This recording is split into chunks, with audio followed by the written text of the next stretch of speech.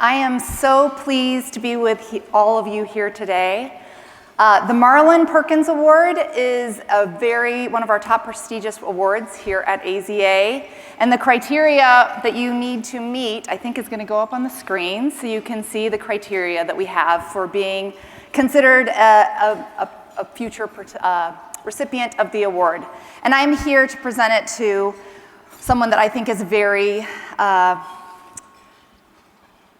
I think that he is probably one of the people that has had one of the biggest impacts on our community and on zoos and aquariums.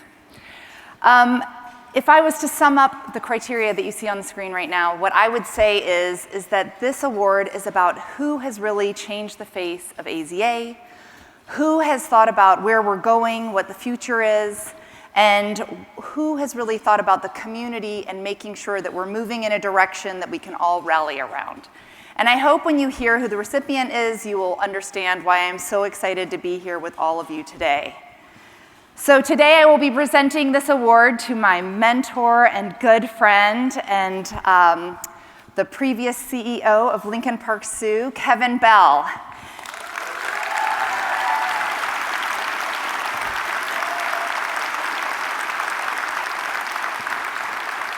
You're going to have to keep doing this the whole time because Kevin is awesome, and you're going to want to hear about why I think he is deserving of this award.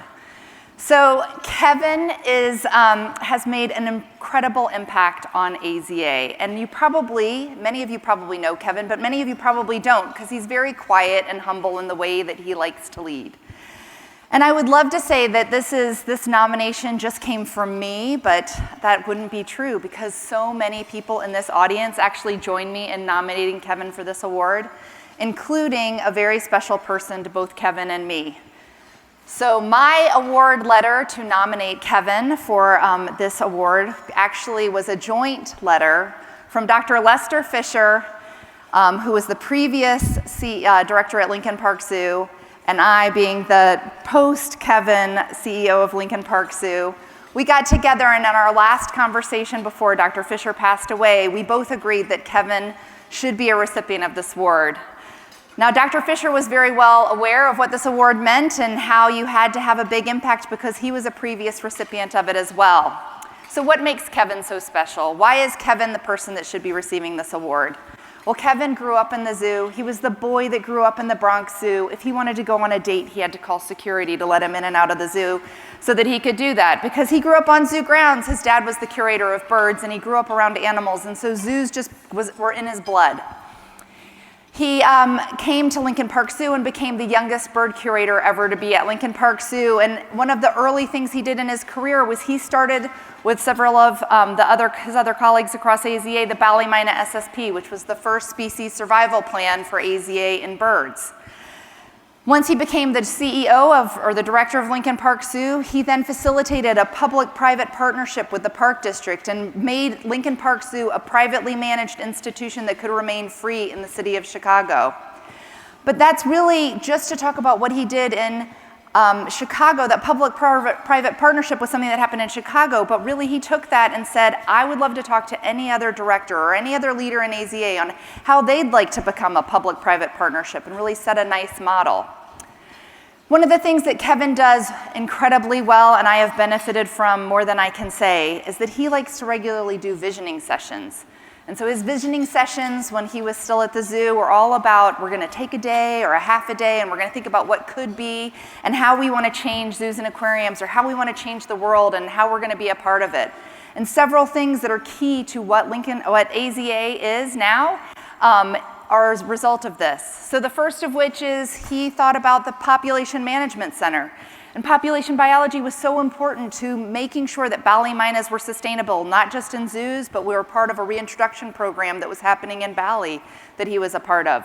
And so he said, I'm going to put a little skin in the game. Lincoln Park Zoo is going to partner with AZA to create the Population Management Center. And that's still to this day, guiding how we're creating self-sustaining populations across AZA. He served on the board not once, but twice, and was the chair of AZA board. He also had a great visioning session where he brought in other leaders across AZA and said, I'd love to think about how we can go deeper in conservation, and came up with this little thing called Saving Animals from Extinction. So if you think about the impact that Kevin has had across AZA, I think you'll agree with me that it has been profound. But the best part about Kevin is how much he cares about people.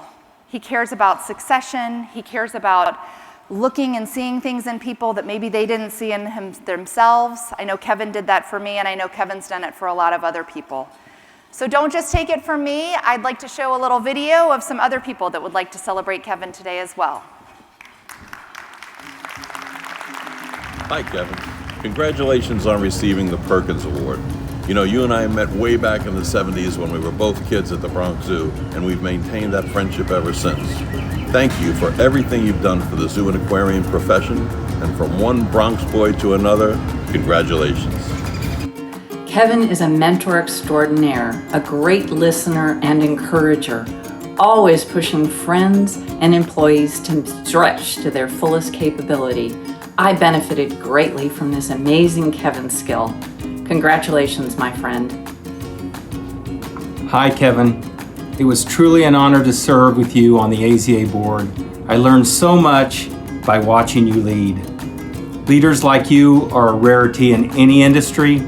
The legacy that you leave, not only at the Lincoln Park Zoo, but for the entire industry is really unmatched. Without you, there'd be no PMC, there'd be no SAFE.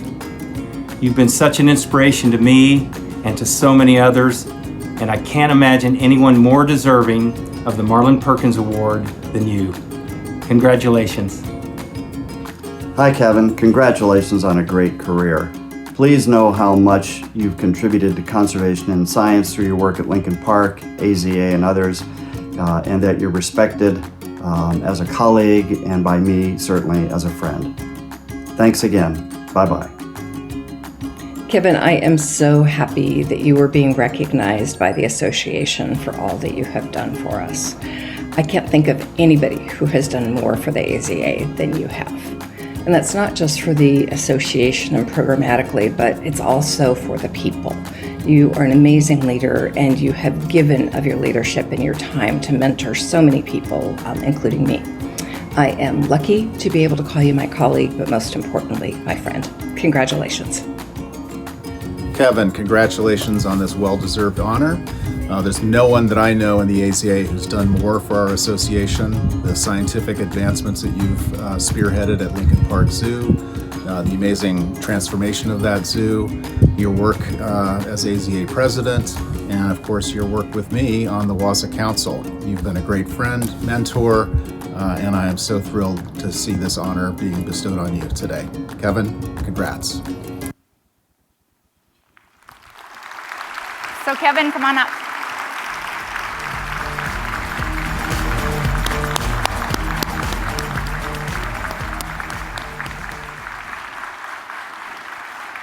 All right, you're welcome. Kevin. I'm going to ask Kevin to indulge me for a minute.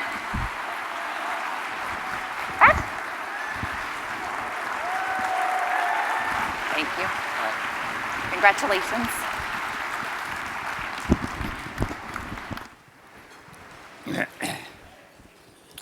Thank you, Megan, and thank you everybody who presented on the screen. Can you hear me okay? Yeah? No. No. Okay, now we go. Okay. I wanted to thank Megan and the AZA board. It's an incredible honor, especially, to me being the third director of Lincoln Park Zoo to receive the award. Of course, Marlin was director until 1962, and then Les Fisher from 62 until 92. We had a little interruption there in 92. We had sort of an interim director, and then I took over in 1993. But unlike my two predecessors, I think in my case, this award says a little bit more about the institution than it does about the individual, and I'll tell you a little bit more about that later. As Megan said, and you saw the photo of me as a young kid going out of the Bronx Zoo on my way to school, I was extremely lucky. And you remember the old debate in high school, nature versus nurture? Well, I was clearly on the nurture side of things.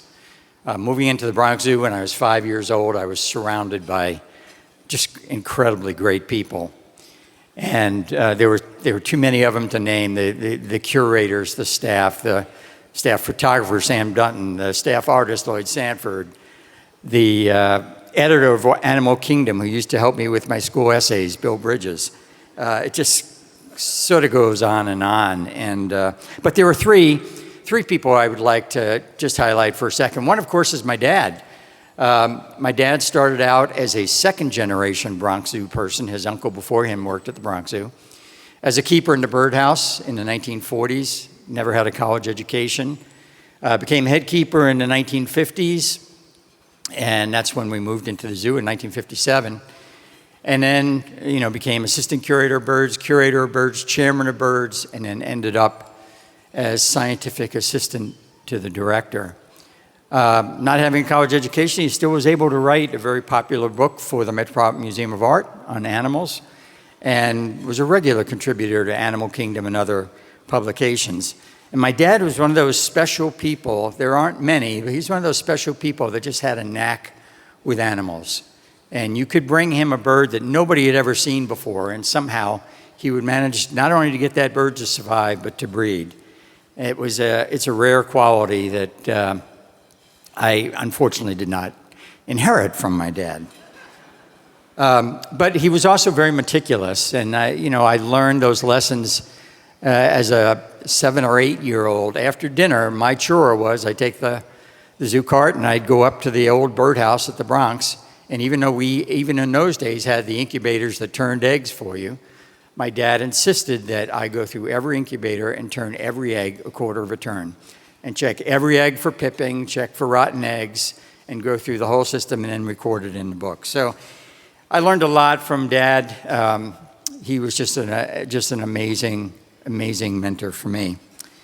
Also at the Bronx, somebody who I think hopefully you all know of, a fellow named Lee Crandall.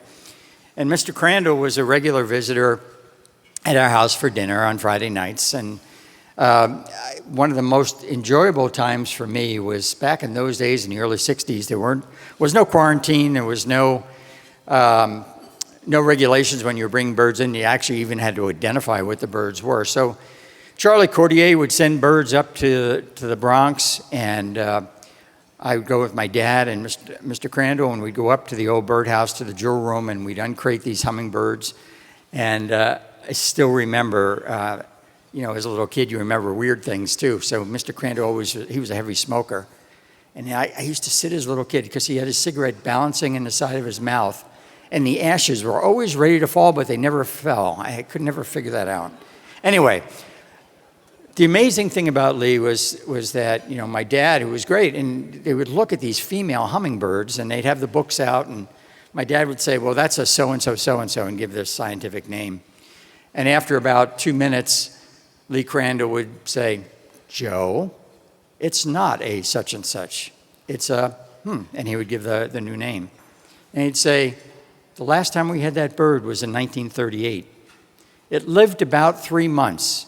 But we did learn something, and he'd go on and on about this. And the impression I got was just the value, not only of record keeping, but also of the sort of understanding what's come before and how we can build on what came before as we move forward in the future. Just an incredible guy. And no great surprise, I guess, that the third person that I would mention, of course, is Bill Conway. And, I've known Bill my entire life. Bill was not warm and fuzzy when I was a kid. He was all business, but boy, every time we talked, it was about conservation. And he hammered conservation into me from age 5 right on. But Bill did a lot behind the scenes that I only found out about much later. When I was ready to go to Syracuse University, Bill created a scholarship fund for the children of curators that were at the Bronx Zoo. Of course, I was the only kid at the time, so he created this scholarship fund for me as I was going to Syracuse University. As I finished at Syracuse, went on to graduate school, I get this call from Steve Kress. I don't know if you bird people may know Steve Kress. He worked for Audubon Society. He was actually leading the effort to move the common puffin from Newfoundland and Iceland down to its former range off the coast of Maine. Well, apparently, this was the first year Steve was doing this, and he talked to Conway, and Conway said, well, if you're going to raise puffins, you got to hire Kevin Bell. I don't think I had worked that much with puffins at that point, but nonetheless, it gave me a great experience, a lifetime friendship with Steve Kress, and gave me something I could do my graduate work on. And then, literally, I was just about finished with that when I get a call from Les Fisher, who was looking for a bird curator at Lincoln Park, and lo and behold, Les calls me and says, well, Bill Conway says you have to hire Kevin Bell. So, it's sort of one of those things that I didn't know Bill was doing this, but it was certainly an honor that he felt that way about me. And as I was leaving New York to go to Chicago, he held a luncheon for me at the staff dining room at the Bronx.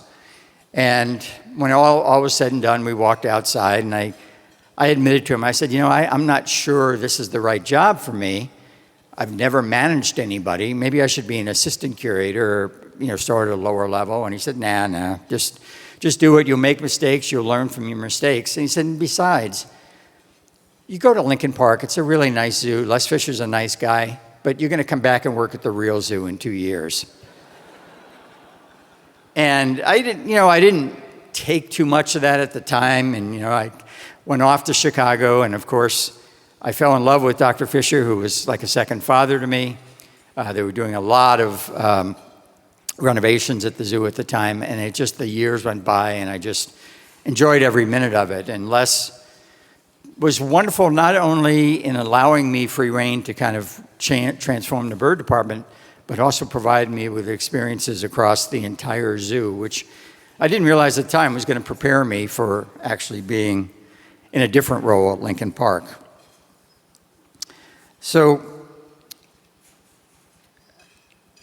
I'd like to just depart from Lincoln Park for just a second and tell you about 1992 or 1993 when I became director of the zoo. It was certainly a transformative time for me. I was very scared, totally new experience. But I was very lucky that at the same time I was named director of the zoo, about a year later, my good friend Ted Beatty became director of the Shedd Aquarium. And Ted was an absolutely remarkable guy. I know many of you here know Ted. And Ted was about leadership. But I think we all know that Ted was very much a part of the development of the EODP program and was really a force behind that, not only in terms of concept, but also in terms of financially. But what I learned from Ted, too, was something I had no experience in, which was board management. Because Ted was about leadership at every level of the institution, whether it was every employee all the way up through the board. And he actually suggested a dinner at one point where we combined the boards of Lincoln Park and Shedd Aquarium. And he said this would be good for them to learn from other people. And I said, well, okay, Ted, what are we going to talk about? He said, we're not going to talk about anything. You and I are going to stand at the front of the room, and we're going to ask the board members to ask questions. And I said, well, that's not going to be very much. Well, 3 hours later, we were still going up there, and it was very clear to me. Ted had just such a clear feeling and understanding for his board and what was good for them to sort of continue their learning going forward. So as I became director, I thought back to that word about Conway, that as we left the staff dining room and he talked about coming back to the real zoo, and I thought, the best way I can honor Bill is grow our conservation science department at Lincoln Park Zoo. And we had really two people working in conservation at the time. And over the years, I think a source of great pride was certainly developing that into a department of over 40 people with many different centers that I feel are still doing incredible work today.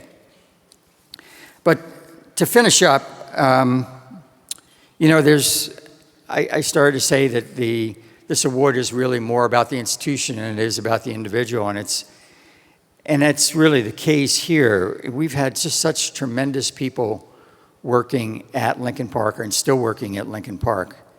And the program people are clearly the lifeblood of our organization.